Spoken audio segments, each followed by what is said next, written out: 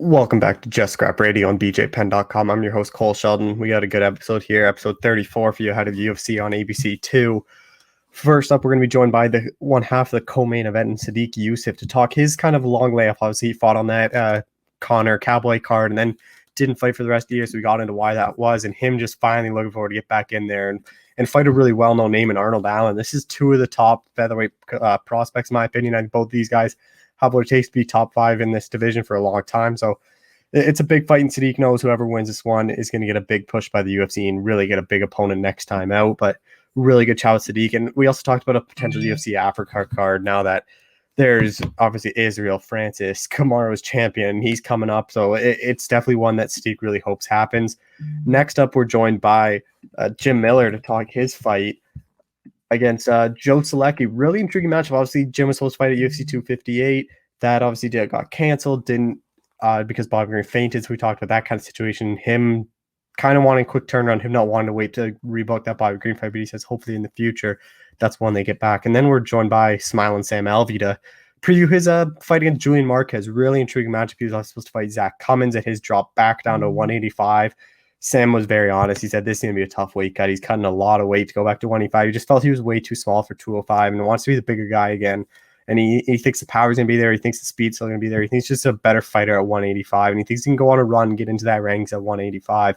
But he also knows this is do or die for his UFC career. And against Julian Marquez is actually filling in for his teammate Zach Cummins, who's out with an injury. And then closing things out, we're talking to Joe Solecki to preview his fight against Jim Miller. Joe's very nice and honest guy. Like, he knows this is a big opportunity for him. He's obviously fought Matt Wyman. He fought a prospect, Nas Naber. Now he's getting another veteran, Jim Miller. He knows if he beats Jim Miller, he's going to be knocking on the doorstep of a top 15 guy very soon in the lightweight division. Joe Solecki's a name to watch out for. Really good training partners in John Salter, Scott Holtzman. So this is a big fight for Joe Solecki, and he knows this is the one that he has what it takes to beat Jim Miller and get that name on his resume. But thank you all for listening. Be sure to share the show, subscribe, and thank you all again. Tune in next week for another episode of Just Scrap Radio. All right, we're joined by UFC featherweight Sadiq Yusuf, who's returning to action April 10th. Sadiq, how's it going? Good. I can't complain. Yeah, obviously, before we get into your fight, I just want to touch on last year. Obviously, you pick up that big win over Andre Feely on that big McGregor card. It seemed like you were going to start getting ranked guys from here on out, work your way up the division, but obviously COVID hit, different reasons. Like, how frustrating was last year where you couldn't get another fight after that win? Yeah, it was pretty rough, man. Like, the biggest thing, it definitely hit my pockets real bad. So that definitely sucked. And 2020 was like a bad year for a lot of people. So I'm not alone in that. So it's all good. Now we're moving on to the future. And you were supposed to fight Edson Barboza in October. That was obviously a big name. It was visa issues, right, that kept you out of it to go to Fight Island? Yeah, I couldn't. At that point, the U.S. shut down all like immigration services for a while, and I didn't have an American passport. I became a U.S. citizen right before the Andre Philly fight, and they took away my Nigerian passport. So I wasn't able to get they said the only way I did was going to give me a passport is if I could prove that somebody's life was in danger if I didn't make it to Fight Island. And now returning here, like against Arnold Allen, was this someone you had your eye on? Because it seems like you were the two top prospects featherweights that were having a hard time getting fights. It seemed like no one wanted to fight down and fight you guys. Yeah, exactly. So I didn't necessarily know that I was going to be matched up with him, but because that I saw that both of us was having a hard time finding somebody to fight us, I was like, most likely we're going to end up having to fight each other. And it's something that was going to happen sooner or later anyway. So it's all good. Are you surprised that you are fighting him right now? Because I actually thought they'd try to keep you guys away from each other, because I think in a few years, this fight could easily be a title fight one day. Yeah, it could definitely be a title fight one day. But like I said, the UFC's never really been one to try to like keep people away from each other, if that makes sense. The UFC, they try to put on the best matchups that they can. And like I said, I know we was gonna fight each other sooner or later anyways, and it's all good if it happens now. And Arnold Allen's similar to you, like undefeated in the UFC, has some good wins over like Gil Melendez, Makwan, Amir Khani. Like, what have you taken away from his run so far? Yeah, it's a good run, man. Like, he's a guy that he usually try to find a way to win. And even those fights that wasn't going his way in the beginning, he was able to pull it off at the end. And against like guys like Gilbert, you know, he was just able to put his age and his technique on them. So it's a very good fight, man. I think it's gonna be a fun one for me.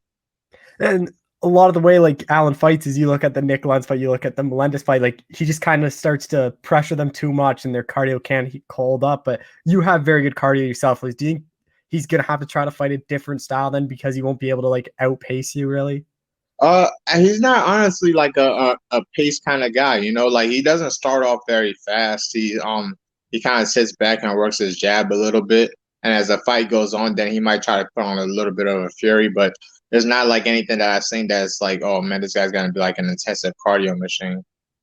Obviously not fighting for a year isn't the best, but you had a lot of time to like just kind of improve everything. So do you think it's gonna be like a whole better version of Sadiq this fight? It's 100% better version of me, man. You know, like I said, the year sucked just because I was broke the whole time. I didn't make any money. But like when it comes to like skill set wise, I've improved so much in every single part of the game, you know, and I can't wait to display that on the 10th. And fighting on ABC, like, does that mean anything to you, or is it just kind of another Yeah, fight? man, that's dope. Outside of the ABC thing, the biggest thing is that co-main event spot. Like I was very, very surprised that we got that, you know. So that's a very good look for me right there. Well, that's what I was going to touch on later. We just touch on now is co-main event. Like, do you kind of basically feel like the UFC's putting you in this spot, so whoever wins is getting a big fight next time out? For sure, for sure. Like I said, like after this one, like we gotta go straight top five. You know, I don't see us dancing around any longer. How do you see this fight playing out? Because you guys are very similar. You're both very good strikers, kind of underrated grappling. Like it seems like a very evenly matched fight.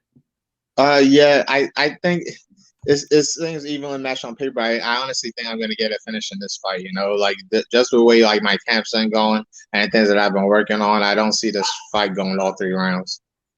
Yeah, and it's obviously a big card too. Like Darren Till's in the main event. Like I even have casual friends that only come over to my house to watch like McGregor Masvidal, but for some reason, I guess Till is kind of captured on third and texted me like, "Oh, Till's on free TV. Let's go watch that." So is that kind of exciting too, especially on ABC? Like it's going to be a lot more eyes. Like this is back-to-back cards. You're gonna have some big eyes on it. Yeah, yeah. Honestly, every single card I've been on has kind of been always like a big event card. This is like McGregor or Cormier card, and it's always been a good showing for me. So I love it, man. I really appreciate the opportunity. You know, I don't wish anything bad on anybody, but even if that Till and Vittori fight doesn't happen, you know, I'm just one step away from being a main event spot. Do you think after this that main events are going to start coming and you really show off your cardio for 5 rounds? Yes, sir. Yes, sir. After this one, man, the main event, what I really care about is just the notoriety of that main event spot. You know, you get a lot of eyes on you. There's a lot more opportunities to get yourself out there and improve your like your standing in the company. You know, so after this one, we're not going backwards, only forward. You mentioned you're going to get that finish. Do you think that's going to be the knockout, or are you going to kind of show off the jiu-jitsu finally and get that submission win? We'll keep that one a secret.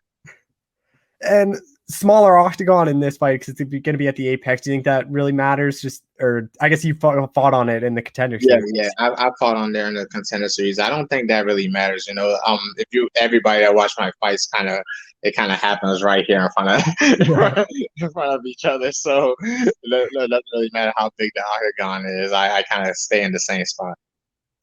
And obviously no fans, like what's that gonna be like? You've done it sort of the Contender Series, but back then you could have like just friends and family there, but this one completely no one. You go from a sold out T-Mobile Arena for McGregor's return to now fighting in front of no one.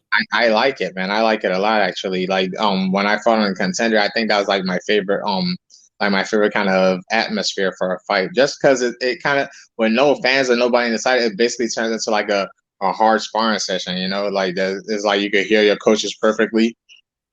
So it doesn't it's actually it's a lot cooler actually to me. Like the fans they play a big part in like maybe like giving you energy and stuff like that, but I prefer being able to hear my coaches perfectly clear. Is there a bit of pressure on you to kind of remind everyone just how good you are? Because you obviously know MMA fans, it's kind of a what kind have you done for me lately? And if you don't fight in a while, they don't really remember who you are. Yeah, I think it's not. I don't think it's pressure because once I get in there again, I know that light bulb will go off. Like, oh snap! There you go.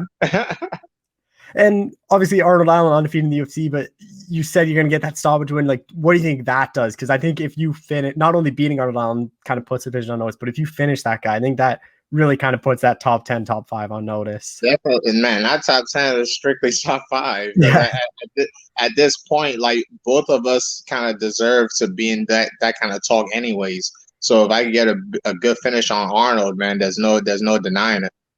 Where do you think a win puts you? Because obviously you have Volkanovski Ortega that obviously got postponed. That would have had a lot of clarity to the division, but Holloway's kind of next out there. It seems like Zabit Yair is going to be booked. So then it's really like a Chan Sung Jung, a Calvin Kattar. Like, are those that was kind of like the problem that I was having. I don't know what problem he was having, but that was kind of the problem that I was having before we're trying to get a fight, just because all those guys are like just either they're booking against each other or consistently missing each other. So we didn't have a way to slide in there.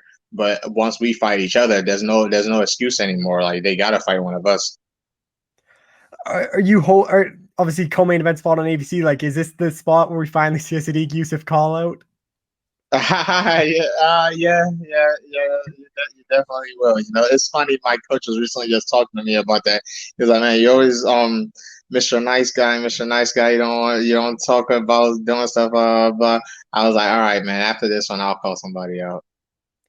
And obviously, last year just one fight. So I assume the goal is just get this win and return as soon as possible. Get busy, yeah, definitely try to get busy. I honestly, I'm gonna also try to keep my weight low and ask Dana to see if I could be a replacement for a couple of these fights because I know there are some good featherweight matchups that are coming up. I'll ask if I could weigh in for those fights too, and just in case, you never know what could happen these days with COVID and everything that's happening. Things are just falling through the cracks. I feel like you're still in a weird spot where even if you win this, just the top division's kind of clogged up. Like, don't bring down my day, man. I like to keep it positive and pretend like I don't know that. There is still like Korean Zombie, Calvin Kattar, like Josh Emmett, Dan Ige, like those kind of the 4 to 8 range are all available. But is it part of you that it's just basically whoever they offer first you get to take, or you gonna kind of hold out for that right fight? Yeah, I'm not gonna hold out that long because I definitely don't want to be sitting on the corner. Sitting on the sidelines again. Just last thing, obviously, Nigeria is really representing MMA well. You have Adesanya, middleweight champ, Usman 170. Like, does that kind of give you some motivation to make this run up to 45? Like, no one, like 10 years ago, no one would have really thought the UFC would have 2 and possibly 3 Nigerian champions. Yeah, it always has, man. Those guys have been like a big motivation for me for a long time, even before they got the belt, just seeing them put on good performances, there's like a little extra battery in your backpack to make you want to keep doing the same thing. And I've been saying for a while, man, I want to add the 3rd belt to Nigeria and the 1st one to the DMV. And it seems like you guys are all pretty close. Like, they all talk to you. Have they given you any advice or talked to you lately? Yeah, for sure. Even back in the day, like back in the regional days, like Usman used to like message me and like always show me support. And like it never really changes. When I made my UFC debut, Israel was there to show me support. So like it's really cool, man. A lot of us share the same kind of stories, is that it's just an immigrant mentality, and it's even better when they come from your same country. Only a matter of time until UFC Africa. Exactly, man. I honestly think it would have happened if the pandemic didn't happen. I honestly think it would have happened this last year. You could literally stack that card if they can make that one of the biggest cards. Like, if they want to throw all the Africans on there, like you could have Adesanya, Usman, you, and Ngannou. Like that's already one of the best main cards ever, and you still have other fighters. A lot of the guys from South Africa too. You could even mix in some Middle Eastern fighters on there too. All right, well, Sadiq, man, I appreciate the time as always. Thank you for doing this. No problem, man. It's my pleasure. All right, we're joined by UFC lightweight Jim Miller, who's coming back here pretty soon. Jim, how's it going? Going well. Obviously, before you end your fight, let's quickly touch on the last one. Like, how weird or disappointing was that not being able to fight where you weigh in, Bobby weighs in, then all of a sudden you guys, right before you're about to face off, you find out he collapses, and then obviously the fight's canceled. Like, you obviously cut all that weight, all that work, and then the fight doesn't happen. Yeah, I mean, it sucks because it's the hurdle is kind of making weight, and it sucks that that's the way that the sport is. But I would fight every weekend if I didn't have to cut weight every weekend. So the fight not going on after I put in the work and made the weight, and I had a short notice on that one too, and was able to get in there and had a decent cut, which it's kind of like a blessing and a curse, right? It's like, if you're not going to fight, might as well have a shitty cut, so that like it you don't have to fight in that state. But at the same time, like it's not like I suffered through the weight cut. Like I said, it was a pretty easy one. So it sucks, like it sucks because I don't want my opponents to get sick or hurt or anything like that. What happens in the fight happens in the fight, but the other stuff outside of it that we deal with as a community, it blows when fight gets canceled. Was there ever any talk of just pushing that fight back a few weeks? I'm surprised they didn't try to just rebook that fight, because it was an entertaining fight between two veterans of the game. I know that Bobby had asked for it, and like I didn't want to wait. When we would have fought, it would have been 6 months from my previous fight anyway, and that wasn't on me. I was trying to fight at the end of last year and just got pushed back into February. So to have to wait for him to get healthy so that he can start training again and then get into a training camp, I would be on the shelf for another couple months. So, I told Sean, like, just give me somebody in the meantime. And if he wants to go, give it a third chance to meet me in the octagon, then we could do it in July or something like that. And I can fight somebody else before then. Did you get any of your money, or did they basically just say, we're going to quickly rebook you and just get you in as soon as possible? They gave me a percentage. Yeah.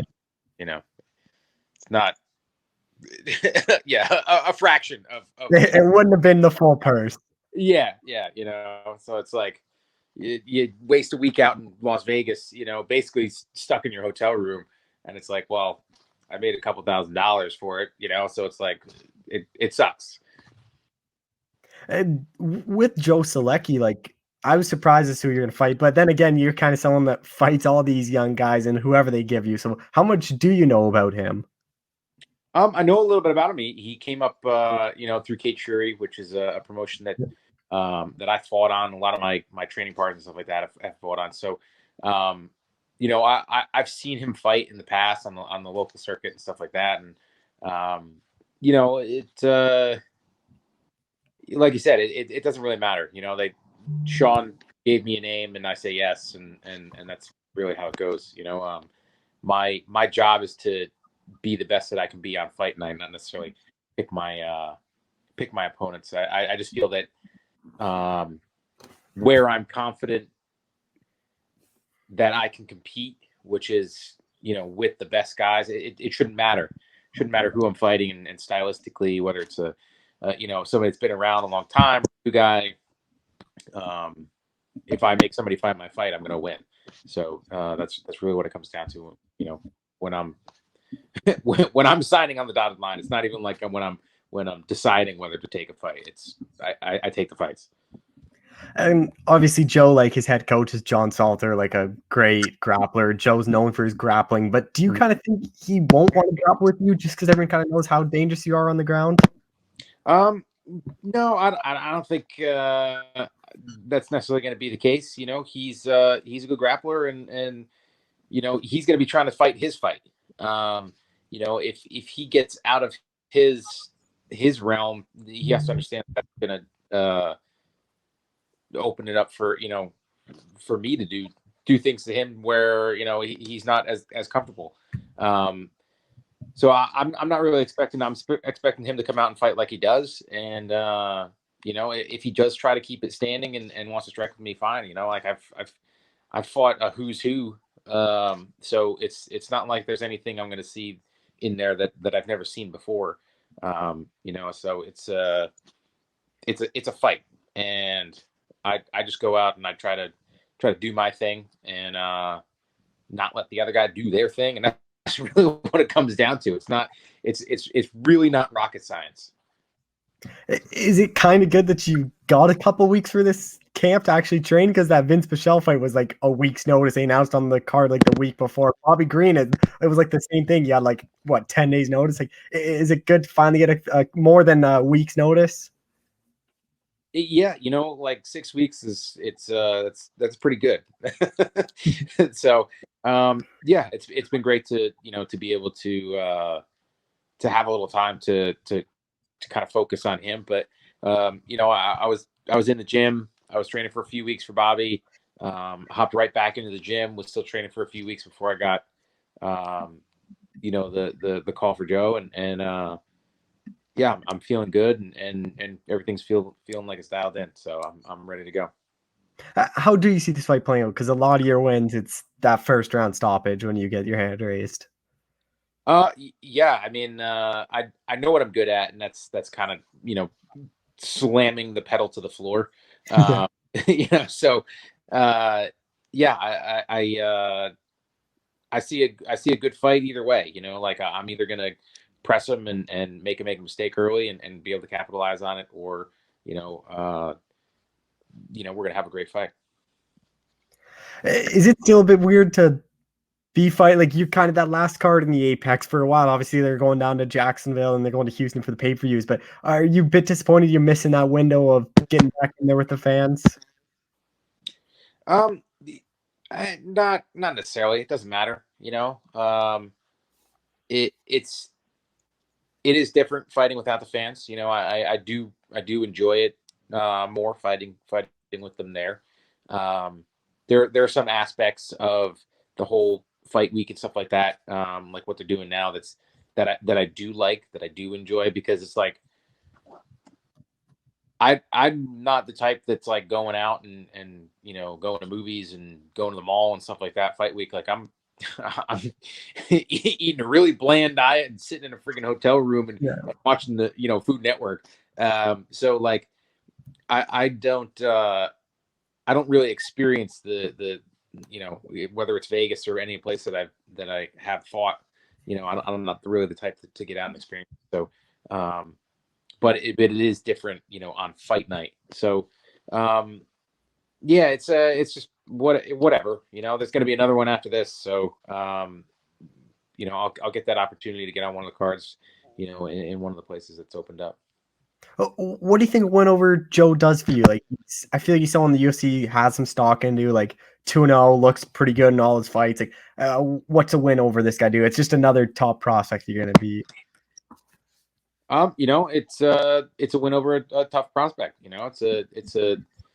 It's a W, and it gets me the next one, and I'm just trying to get some momentum back going, and that's I need to start with a win over Joe. How quickly would you want to turn this around? Because you're someone that likes to be fairly active. Yeah, I'd like to fight around like the July 4th Independence Day card, whatever date that falls on. Obviously because it doesn't always fall on July 4th, but that card that they have around then, which would probably be at a pay-per-view, so that might be down in Texas or something like that. But yeah, I think timing wise that would work out great for me. This card on ABC, like, does that mean anything to you fighting on ABC, or is it just kind of another fight?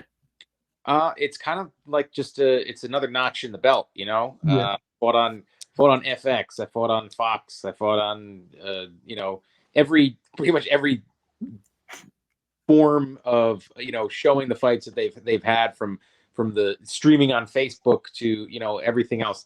I fought on them all, so it's just one more opportunity to get out in front of the fans. Last time we talked, I was bringing up all the records, but they still kind of stand where I think it was 5.5 hours of cage time or 6.5 hours, something like that you're going to hit. Like, is that still surreal that you spent that much time fighting? I mean, it is. It's like, it's kind of crazy because you think of it and it's really not that much time over the last, it'll be 13 years in the UFC, this fall. So, you think of it spaced over that amount of time, you're looking at a few hours over a decade. that's what sucks about the sport is you don't have a lot of opportunities. You don't have a lot of, at bats, right? It's like you get 3 a year.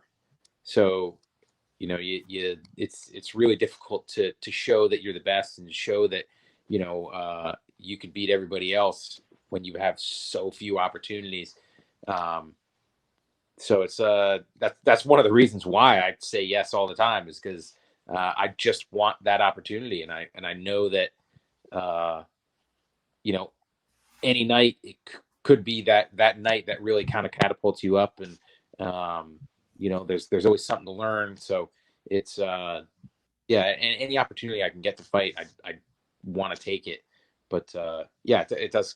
It's definitely weird when you think of it like that. It's like it's been like a half an hour per year for the last 13 years, 12 and a half years. Like that's not a lot of fucking time, right? Like it's crazy. Yeah, I just quickly Googled it. You're at 5 hours, 54 minutes, 12 seconds. Yeah. So if you get out of the first round here, you're 6 hours. And then depending on how long the fight goes, like you could be sixth all time. Like you could pass BJ Penn, Max Holloway, and Michael Bisping for total octagon time, which is kind of crazy. Max Holloway's still that high up, and that guy's not even 30s yet. Yeah, it's crazy. And last time we talked too, you mentioned UFC 300. Like that would kind of be your retirement fight. Is that still kind of the goal of when you'd probably want to retire? Is being on that card? We'll see. Like my short term goal is 40 fights. In the UFC, and that could be a year from now, if I get the opportunities. So, I definitely see myself being able to keep up for a year, and 300 is still a few years off. So we'll see how it goes, but I think that would be pretty awesome to be able to fight on all those, was it Centennial cards, so that'd be pretty epic. So if I can like stay upright for a few more years, then we'll see.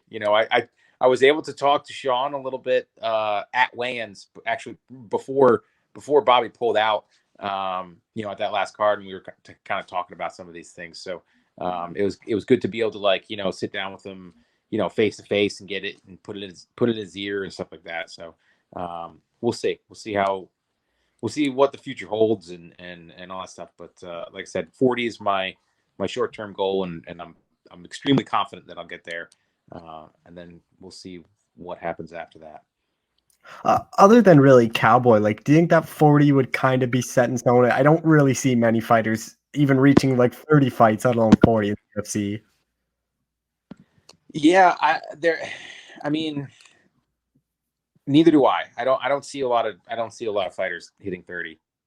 I think it is just kind of the style of the way it is now too, is that fighters are being a bit more selective with their fights. So they are taking a bit more time off in between. You do have a few of the guys that are fighting, amazingly actively. I wish I had the opportunity to get, 5 fights in a calendar year. But yeah, I don't really see anybody that's like not at about 30 right now getting to 40. I think the only guys that are gonna get to 40 are the ones that are already, less than 10 fights away. Just last thing, like whenever people post like best UFC fighters never win a belt, like your name is always there. Like, does that bother you that you never got that title, or is it just kind of show how good your career was and what you did accomplish? I mean, it's I appreciate it. And I appreciate the respect that people have for my career, and that makes me feel good, but it does eat at me. It's like this sport is all about timing, and you got to be riding that wave. And I was this close to have my opportunity at the title, and it would have been awkward because I had been training with Frankie for a while at that point. But I definitely wasn't turning down that opportunity. So it's that's just the way it goes, and like, yeah, I mean, like, I know that on my good nights that I can compete with anyone and I can beat anyone. So it's getting there healthy. Like that's what it is. The struggle is just kind of just dealing with the things that come from being a professional fighter for 15 years and dealing with some of the other bullshit that I've had to deal with. So yeah, it's been a ride, and yeah, we're gonna keep going as long as we can. All right, well, Jim, appreciate the time as always. Thanks again. No problem. Thank you. All right, we're joined by now UFC middleweight smiling Sam Alvey. Sam, how's it going? Oh, I'm doing wonderful, sir. How are you?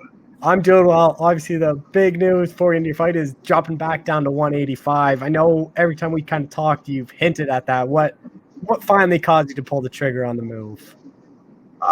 The damn judges are friggin' terrible, all of them. I assume that whoever they find in the parking lot is their judge for the evening, and they're probably all nearsighted, so they can't see what's going on, but they do see that one guy is bigger than me. And so they just assume that, well, I'll vote for the big guy. I have to assume that's what it is at this case. So I'm going to drop back down to middleweight. I'm going to be the big guy again. At least I thought I was going to be. Now I've got Julian Marquez, who might be bigger than me still. How frustrating was that last fight? Because obviously there was a lot on the line. Like, you needed to win that one to keep your job. And I think you ask anyone, I thought you clearly won the fight. I think majority of people thought you won that fight. To then have it ruled a draw, which I didn't really understand. Like, how frustrating was that for you? I think everyone on this planet thought I won that fight except for one of the judges. It was so heartbreaking. It was like I was supposed to lose the fight. I was getting brought up as the second fight of the row. I was fighting a guy who was on 11 fight tear, and he was young and up and coming, and they were flying. It was supposed to go towards him, and then I came in. I thought I put an ass whooping on him. Even round 3, I lost round 3, but it was a close round. He dropped me the once, and then I outstruck him the rest of the fight. So it was very upsetting to me. I thought for sure they were going to cut me, but the UFC saw the fight. They saw something in me, and they've decided to bless me with a chance of redemption. So I'm going to go out there and I'm going to take full advantage of this fight that the UFC has given me. Do you still view this as a do or die for your UFC career? Like, you need to win this one? Yeah, I get tired of saying it. This is my third fight in a row that's a do or die fight. Lion Span, I thought I won that one too. Lost a split decision. Da-Un Young, my last fight, I did win that one, but I ended up with a draw. So now it's this one. The only thing I can think of is if I poke the guy in the eye or throw an illegal knee or something, where it's not a loss, it's no contest, maybe they hang on to me again. But I don't intend on doing that. I've said it online a couple times. I've got over 70 fights, and I've never hit someone in the groin or poked an eye. So I'm feeling good on that front. I'm just going to go out there and win the fight dominantly. Finish the fight dominantly. Yeah, that's what I was going to say. Like, is there a bit of pressure on you to finish the fight so you don't even have to get the judges involved? The goal is to always not have the judges involved. I've come to the conclusion they're all terrible, every last one of them, and I can't ever let it go there because they seem to hate redheads or something. So it's I got to go out there. I gotta live or die on the shield. I can't let it go to the decision. And obviously, you're supposed to fight Zach Cummins. He pulls out, and you end up getting his teammate in Julian Marquez. Like, obviously, fight's still a bit away. So, are you glad that the pullout happened now, so you still have a good amount of time to train for Julian Marquez rather than it become like a fight week switch? We all know me. If they could have been an hour before a switch, and I would have said yes. I'm happy I have a little more time. I'm excited about the matchup. I think it's a tougher matchup. This Julian Marquez, he's got a gas tank and he's got some power. So I've got to really watch out for his stand up and shoot. Some of his submissions are pretty quick. So I've really got to watch out for it. But I am excited for it. I think this is, I mean, every fight he's in is exciting. I feel most of my fights have been exciting. So he and I can go out there and really, really put on a good show for everyone. What you kind of make of his return fight at 258? Obviously, got that third round submission over Makatola, but he lost the first 2 rounds. That was his first fight in like over 2 years. Yeah, man. I mean, he got his ass whooped for 14 minutes. Now I don't think it was all his fault. The fella he was fighting, nobody saw him, coming out like that. It was just, I mean, I saw for 14 minutes he was just surprising Julian, but Julian kept his head, and I mean, even after getting beat up for most of the fight, finding a way to get that choke, finding a way to I mean, the dude's got heart. I mean, he's got heart, he's got some skill, and he pulled through when he needed to. How do you see this fight playing out? Because both you guys, a ton of knockout power. I don't really know if either one of you guys are going to want to go to the ground, but it's definitely a possibility between you two. Well, every fight he's in, he gets taken down like 4 or 5 times. He usually gets back up, but he gets taken down fairly easily. So I wouldn't take the takedowns off the table for me. But I do tend to do what the fans like, what the people want to see, and stand and bang. And I'm pretty good at that. Both of you guys have really good chins too. Like, do you think it is going to be hard for either one of you guys to get knocked out? Because we've never seen him knocked out. You have a couple knockout laws about that. Some of them are controversial, bad ref stoppages. It just seems ref judges, you can't get one right. Yeah, well, it was the same ref every time. Yeah, Mark Goddard, son of a butt. Man, I sound like a typical fighter. It's everyone's fault but mine. No, I'm not to blame. Everyone else is. No, you know what? I hate that people think I have a great chin. It means I've been hitting the chin too much. I got to go out there and really try not to get hit. I don't want to get hit. I don't want to test my chin, because Lord knows the best chin in the world can get dropped if the punch lands in the right spot. So I'm hoping to keep my hands up. I'm gonna work on my zigging and zagging, and hopefully his chin gets tested, not mine. How do you think your speed is going to hold up at 185? Because obviously that was a big part of 205. You're a lot faster than all of them, but now you're jumping back down where you're going to be a lot bigger than them. Yeah, I'm going to be bigger. I don't think most of my career has been 85, and I haven't gotten any faster. So I'm going to go in there and I'm going to fight the way I fight. If I don't think speed is going to be a faction, I've always done real well against fast fighters. I've done pretty well against slow fighters. I'm just going to go out there and do me. I'm going to make him fight my game. Everything goes your way here. Like, how quickly would you want to turn this thing around? Like, are you hopefully pretty active this year? All right, so everything goes my way. It means Julian, he breaks his toe stepping into the cage. Immediately bell rings. I come in, I catch him with the cross because he can't stand up, and that's the fight. So I get to go. 10 seconds into the fight, I win. You put me back in as soon as you can. I just bought a house in Tennessee. I want this fight to happen. I want to move on and pay off this house in Tennessee as fast as I can. Obviously, dropping back down to middleweight, like, how much weight do you have to cut? Because you obviously filled your frame out to go to 205. Yeah, I'm not looking forward to the weight cut. I've done some big weight cuts in the past, and I'll have done bigger than I'm gonna do this time. But man, I haven't really had to cut weight in close to 3 years. So I'm getting myself as light as I can. I'm gonna make that cut, and hopefully come out feeling great. Are you someone that likes to diet down, or you just like to get it all the weight off during fight week? I like to get a lot of weight off fight week. So hopefully I'll step back in the octagon. I'll be 215, 217. But I'm 230 out of camp, or 230 in camp most of the time. So I couldn't do all of that the week of. So I'm hoping to lose some weight still, and then have a 15, 20-pound cut at the end. Your power obviously was a big part at 205, but do you think power is going to be even better at 185? I knocked people out at 205. I knocked them out at 85. I don't feel my power got better or worse going up or down. I'm just going to go out there and I'm going to do everything I can to connect. And that's where I failed at 205, is I stopped connecting. So here I go back down. Everyone will be a little bit shorter. I should be able to get that range a little earlier and you get a big finish. Do you feel like you are a better middleweight than you were light heavyweight? Like, obviously, light heavyweight, a lot of those fights didn't go your way, but some controversy with them. But middleweight, you have a lot of big wins, like Rashad Evans, Nate Marquardt. Like, you were a very good middleweight. Yeah, I guess so. I thought I was going to be a really good 205er, but shit, the judges shot that idea down. Maybe I shot that idea down. So I can go back down. I'm going to make I got to start winning this one first. Once I win this one, then I can go on to some bigger fights.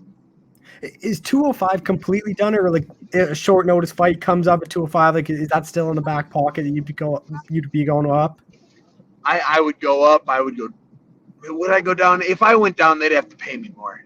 But till 170 again. But no, I'm a guy. I have never said no to a fight. I'll never say no to a fight. I hope they never ask me to fight Nagano. But other than that, I'll fight anyone, anywhere. How many, like, could you take any short notice middleweight fights, or is it basically you need a full camp to get the weight down? No, shoot. If you look at most of my losses, it's because I take short notice fights at middleweight. So, no, I'm too happy to take short notice fights at 85 because I always say yes. Just last thing, what do you think a win over Julian does for you? He's obviously a notable guy. He got a lot of hype after his Miley Cyrus call. Like, there's going to be a lot of eyes on him for this fight. Well, Taylor Swift is way better than Miley Cyrus, and I like Miley Cyrus. She's a wrecking ball and all that. But T Swift, I'm T Swift at heart. So it's really I'm bringing the spirit of Taylor Swift in, with me in this cage, and I think that's gonna be enough to win it. Taylor Swift in my corner. But you know what? I get the win. I understand he's not ranked. I know I am far from ranked right now. So I'll probably take another unranked opponent after that, and move on after that. I'm probably 2 or 3 fights away from getting another ranked opponent, but I made it to number 11 at 85 before. I'm going to crack that top 10 this run. Oh, actually, just building off of that, like, do you really care who you fight next, or is it more just stacking up wins and then you can start calling your shots? Now I'm going to call my shot. I'm going to get that microphone. I'm going to call it who I want next. But I do understand where I'm at right now. Right now, and people use it as a negative, but I don't see it as a negative. Gatekeeper has been thrown out there for me. I am a gatekeeper until I'm not. I am 2 fights away from not being a gatekeeper anymore. Then I'll get in there and I'll start getting bigger fights, and I'll start putting on some fights that people want to pay money to see. Does that term gatekeeper bug you? Because for some fighters, they don't like it because they think that means they got no shot of a title because they're just kind of having to fight all the up-and-comers. But you look at Derek Brunson, that's a guy that kind of got past that title and is working his way back up. It does not bother me. At the end of the day, if I'm a gatekeeper, I'm the gatekeeper of the UFC. I'm a gatekeeper of the greatest fighting organization the world's ever had, with the greatest fighters that have ever been in the world. So if I'm a gatekeeper, it's of the UFC. I've got 21 fights now in the UFC. I have proven everything I need to prove. That to not have gatekeeper, rub me the wrong way anymore. That being said, I know good and well on my best day, I am better than anyone in the world. I could hold that title, whether people want to believe it or not. I could beat John Jones today if I needed to. I just gotta get my shit together and win on fight day. All right, well, Sam, thank you so much for the time again. I appreciate it. Oh, you're very welcome. Thank you for having me on. All right, we're joined by UFC lightweight Joe Solecki, who's got a big fight coming up here. Joe, how's it going? It's going good, man. Just finished up a really tough morning, conditioning, wrestling, got some lunch, and just another day in training camp, man. Ready to go and getting closer to the fight every single day. It's been a lot of work, but it's going really good. Obviously, you pick up the win last night against Austin Hubbard. I knew you were having the kid, but did you ever think your return fight would be against Jim Miller? Like, this is one of those legends of the sport.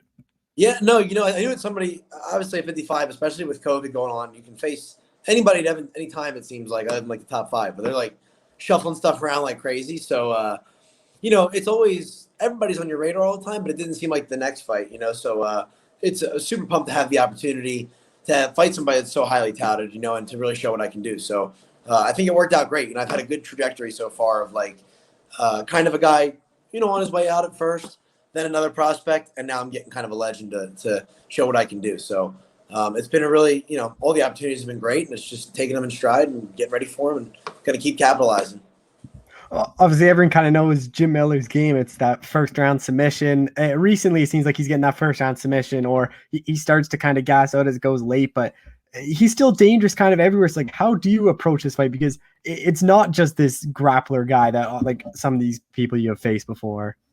Yeah, definitely not. No, he's super well rounded. I think he wrestled some in college, and on the feet, he's very dangerous. I sat first row or second row in Jersey when I was up there watching Holtzman fight when he fought Dan Hyun Ma, and I watched Jim Miller fight Clay Guida. He hurt him on the feet. He got hurt, and then he hurt him back, and then he did what he does. He snatched his neck up. So he's tough everywhere, and that's a seasoned vet. So that's kind of like you can't turn your back on him at any point in the fight. Meaning, I can be up 2-0. He's dangerous till the third round buzzer goes. So I think just respecting him and knowing who's in front of me. And I kind of say that about every single fight, but especially this is knowing who's standing in front of me, and that if I take my eye off the ball for 1 second, I can definitely pay for it. And, we're aware of that. Is it kind of a little bit of a revenge to get one back for your teammate Scott Holtzman? No, Scott actually beat Jim. Right. He did beat him. Sorry. So yeah. And even then, even if he had or vice versa, like I can't take Scott's win into the cage with me, and had he lost, I couldn't. It's too late. It's over. It's done with. But so yeah, I mean, even with that, our coach Jeff Jimmo obviously coached a camp for a win against Jim Miller, but me and Scott are such different fighters. Scott's super aggressive. He comes forward. He's got phenomenal striking and Muay Thai and knees and clinch work. And, I obviously I'm more of a grappler, and in the striking, I tend to be more of a boxer than maybe a Muay Thai guy. So, different matchups. So my path to victory looks a lot different than Scott's would. So, but that's the great thing about our coach, Jeff Jimmo, is, he's mapped out the camp and the blueprint. We don't really do game plans per se, more of a template, what to focus on, what to avoid.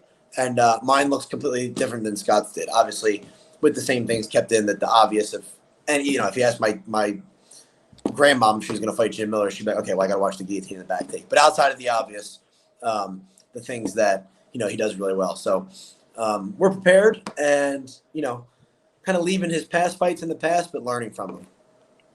And obviously one of your main coaches is John Salter, who's a phenomenal grappler. So how big do you think his advice can be for this fight? Because he obviously will kind of put you in a lot of those positions Jim can potentially put you in. Oh, absolutely. Yeah. And every single fight, John's just a huge part of it. And I'll get to have him here this time. Last time he was fighting the night before my fight. So other than, talking to each other, on the phone and stuff about his fight, my fight and all that, I didn't have him cage side, but Coach Jeff Jimmo obviously took over as the chief corner. But having him there is going to be huge. It's really important for me to have those roles. I have, my coach, like my boxing coach, and Chris Gallad and Jeff Jimmo. They're older than me, and they're kind of like those leadership roles of like, it's almost like in fight terms, like a parent type.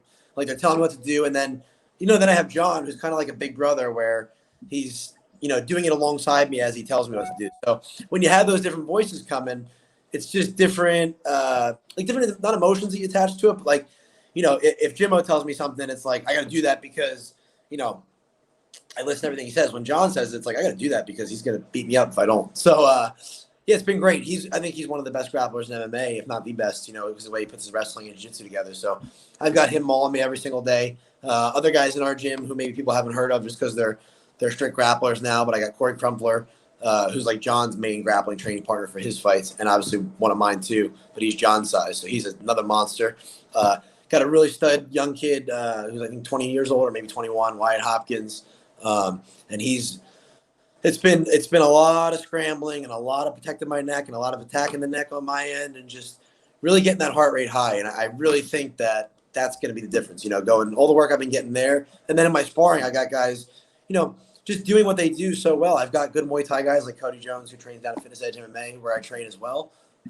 Jordan Weeks, who's just always going to be that in-your-face pressure guy that I train with. And that's kind of preparing me, I think, to, like you said, if he does fade a little bit, is for me to not be fading, hopefully, and to be able to put that pressure on him because I'm used to guys coming at me. And then I got another stud training partner, Zach DeLeon, who cornered me in my last fight, been my main sparring partner at all my fights in the UFC, Contender Series, and just, again, another utility player who will switch stances, do whatever you got to do. And I really think we got the recipe with these guys to just get it done.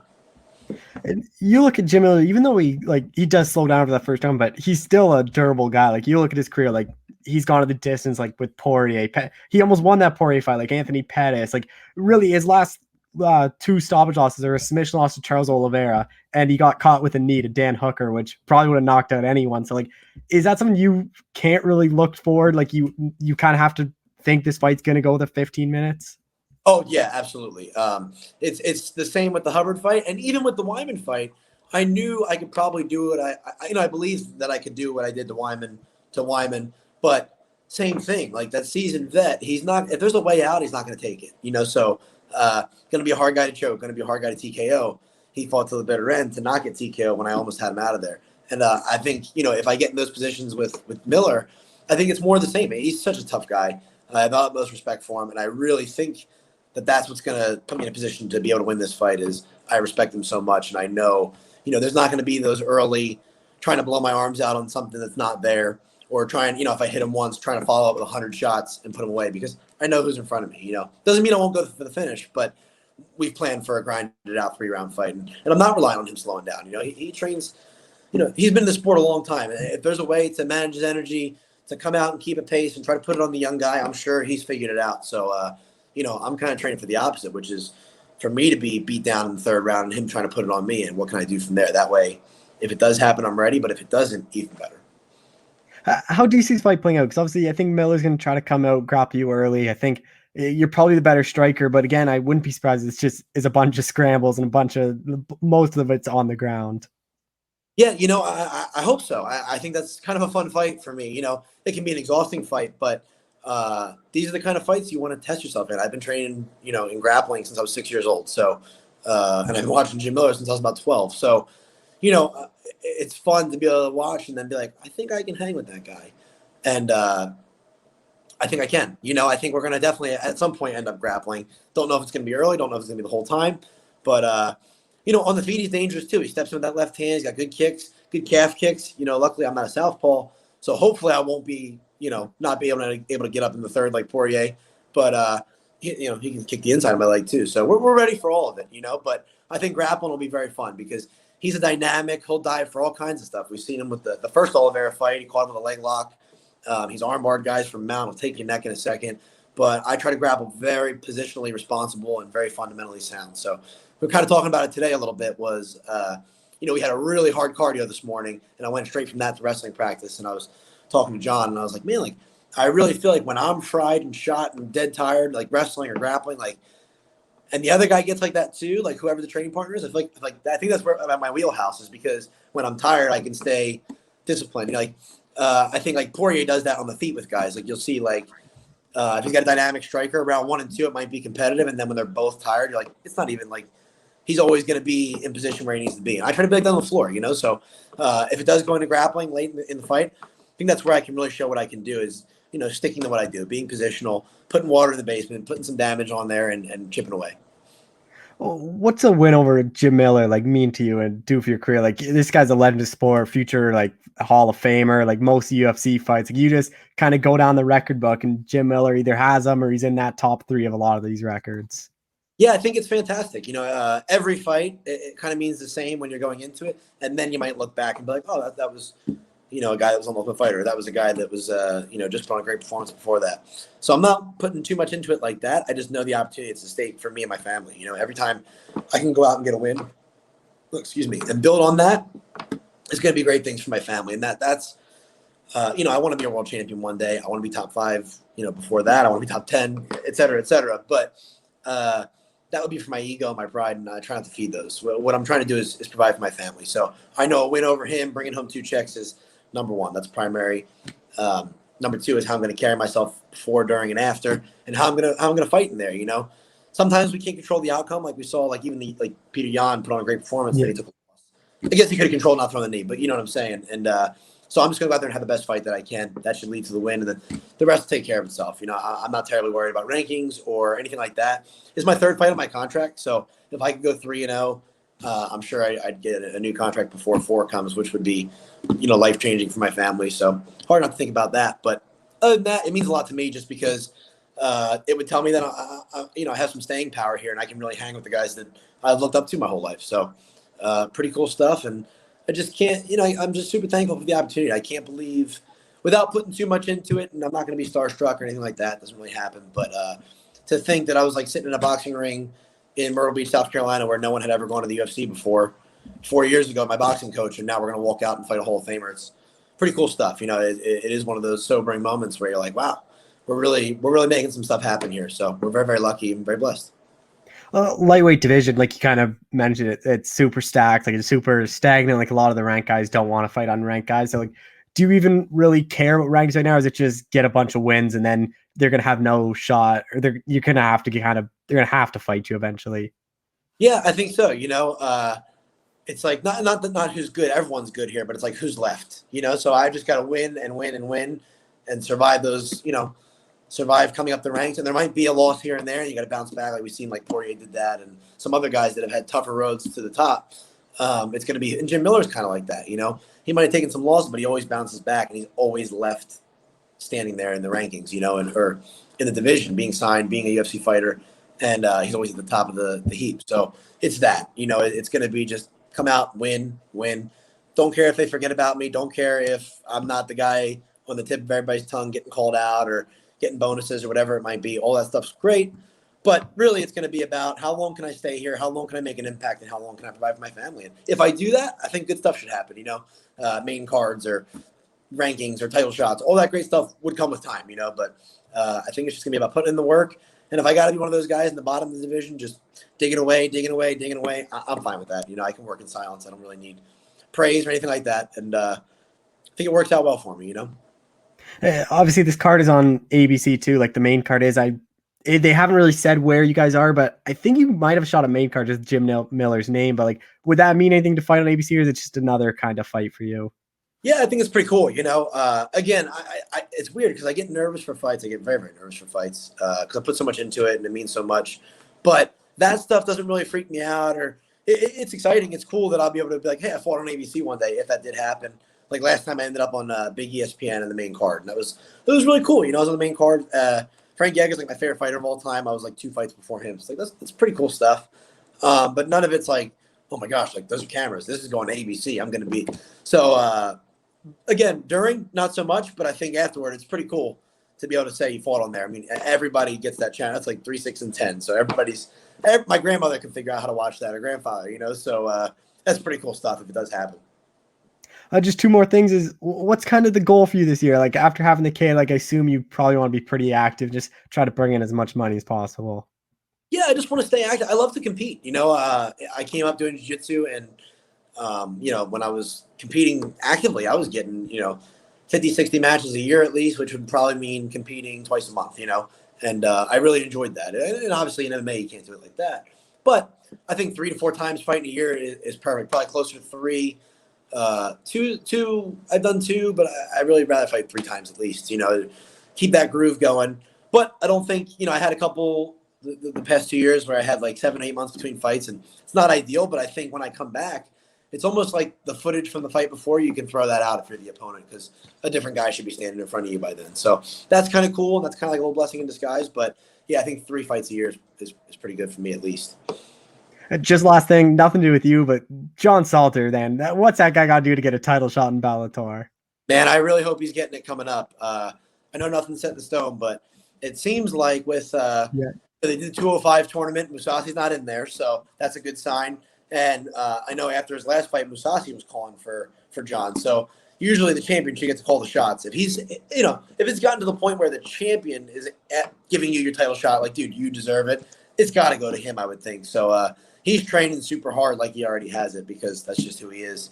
But, man, that's going to be something very special for him, I'm sure, and something special for our gym just to be able to watch somebody prepare for a world title fight, in a small town like Wilmington where we live down here in North Carolina. And, to have that opportunity and to have that belt come home is going to be huge, for all the gyms and for Jimmo and all these guys that we train with. It's just a big morale booster to know we're around such high-level guys all the time. That's for me, like, even though John's his own fighter, his own person, and has his own accolades, even though like he's a national champion wrestler, I didn't even wrestle in elementary school. But just being around someone like that, you kind of get the rub, and you're like, man, like it makes me confident knowing I'm around this guy every day, and I train this guy every day. If I run something by him and he says, yeah, you should do this and not that, I believe him because he's at that level. So it's just going to be good all the way around for guys like me, all the way down to our first fight amateurs, who we have guys coming up in the summer, making their debuts as amateurs and stuff, which is funny because we're not like a fighting gym. We're Salty Dog Jiu-Jitsu. And then all of a sudden, John fights, and then I got signed to the UFC, and then one other guy fights. And next thing you know, we got like 7 or 8 fighters in our gym by accident, which is probably how it should happen. But I think it's good for those guys to see that too. And they can take that into the cage, being like, I'm learning from some guys that know what they're doing. I didn't really have that starting out, and it messed with your head a little bit. All right, well, Joe, man, thanks so much for the time. I really appreciate it. Oh, man, thanks as always. I really appreciate it, man. Take care. Have a great day.